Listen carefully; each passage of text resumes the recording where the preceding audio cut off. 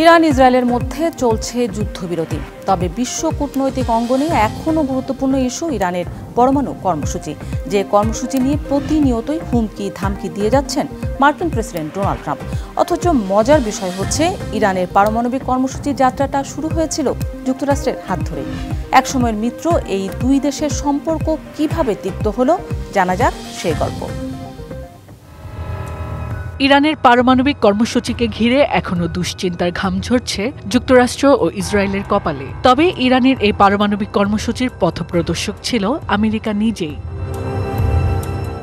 শুরুটা 1953 সাল। যুক্তরাষ্ট্রের সাবেক প্রেসিডেন্ট আইজেনহাওয়ার উদ্যোগ নেন অ্যাটমস ফর পিসের, যার লক্ষ্য পারমাণবিক শক্তিকে চিকিৎসা, শিক্ষা ও প্রযুক্তির মতো শান্তিপূর্ণ কাজে ব্যবহার করা। এর ভিত্তিতে তৎকালীন শাহ মোহাম্মদ রেজা পাহলভির শাসনামলে ইরানে পারমাণবিক কর্মসূচির ভিত্তি স্থাপন করে যুক্তরাষ্ট্র। বাংলাদেশের শক্তিশালী থার্মিক স্টিল বার ফেমাস স্টিল লিমিটেড। তবে এই মিত্র সম্পর্কের চাকা ঘুরে যায় 1979 সালে ইরানের বিপ্লবের পর। আয়াতুল্লাহ রুহুল্লাহ খামিনির নেতৃত্বে ইসলামিক প্রজাতন্ত্র ইরান গঠনের পরপরই বন্ধ হয়ে যায় ওয়াশিংটন ও তেহরানের পারমাণবিক চুক্তি।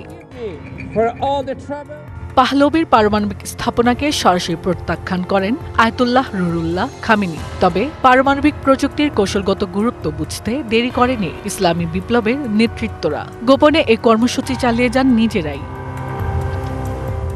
যদিও তেহরান বরাবরই দাবি করে আসছে বিদ্যুৎ উৎপাদনের উদ্দেশ্যে এই কর্মসূচি চালানো হচ্ছে, তবে সম্প্রতি ইসরায়েলে ইরানের ব্যালিস্টিক ক্ষেপণাস্ত্র হামলার অগ্রগতি আরও বেশি সজাগ করেছে নেতানিয়াহুকে। তেল আবিবের ধারণা, ইরান আগামী 2 বছরের মধ্যে কয়েক হাজারেরও বেশি মিসাইল তৈরি করবে, আর উপাদান আমদানি করতে তেহরানকে সাহায্য করছে চীন ও রাশিয়া। ফলে আপাতত বড় আকারের সংঘাত থামলেও স্থায়ী সমাধান হয়নি বলে মনে করছেন আন্তর্জাতিক বিশ্লেষকরা। 3 পক্ষই নিজেদের জয় দাবি করায় এখানে লুকিয়ে আছে পরবর্তী সংঘাতের বীজ। Hasna Akter, DBC news desk.